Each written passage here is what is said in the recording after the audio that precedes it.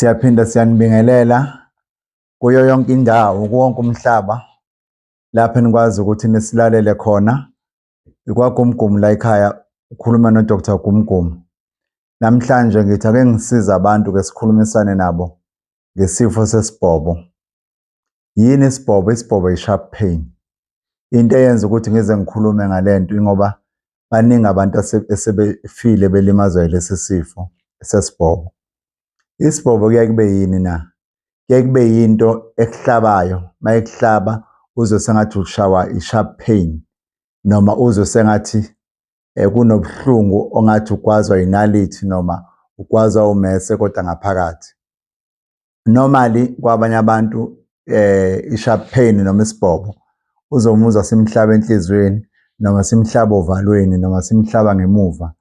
Ayifanani-ke izathu zaso ngoba esinye sisuke sichaza ukuthi njengoba uhlatshwa leso sibhobo sibika isimo sabantu abadala, noma njengoba uhlatshwa leso sibhobo sukuhlaseleka noma kukhona into kade uthi uyayenza nawe yangahamba kahle bese kuba nomphumela ukuthi uhlatshwe isibhobo.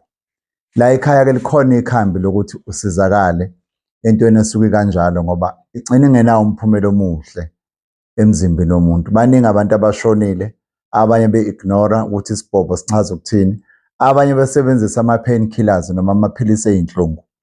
Amaphilisi ey'nhlungu azokwenzani uma uphethwe isibhobo? Azosidambisa okwesikhashana, kodwa akusho ukuthi umsebenzi waso awenzeki ngaphakathi kuwena emzimbeni wakho, and akusho ukuthi lowo muntu osuke esithumelile masisuke sithunyelwa simile ukuhamba kwaso, ngoba esinye sinokukushaya enhlizweni, esinye sikushaye ngisho nala emqaleni. Zigcina zinomphumela omubi-ke lezo y'bhobo ngoba ziyakulimaza and zibe nomphumela wokuthi zikuzacise. So-ke uma kwenzeka ukuthi unesimo esikanjalo, usizo olunjalo lukhona la ekhaya, ungalithola usizakale kulona. If unenkinga yesibhobo noma i-sharp pain, siyakwazi ukuthi sikusize. Sikhona la, we are based eBenoni.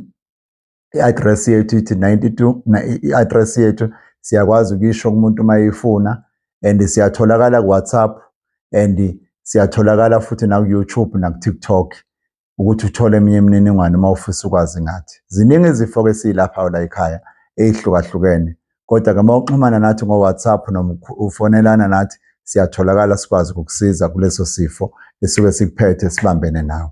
Siyacela ukuthi nomunye engazise omunye ngaleso sifo sikwazi ukubambisana nawe kuzo zonke lezo zifo kanjalo. Siyabonga kakhulu ababambisana nathi. Ukuxhumana kwenu nathi kuyasisiza nathi ukuthi sikwazi ukuthi sikhulume ngayo yonke inhlobo yesifo esingathinta umzimba womuntu. Namhlanje besikhuluma ngesibhobo noma i-sharp pain, ukuthi sinalo ikhambi la ekhaya lokwelapha umuntu onjalo. Siyabonga kakhulu ne-support enesinikeza yona siyayibonga, kanjalo futhi nokuthi senze umehluko empilweni. Inhloso yethu ukuthi silaphe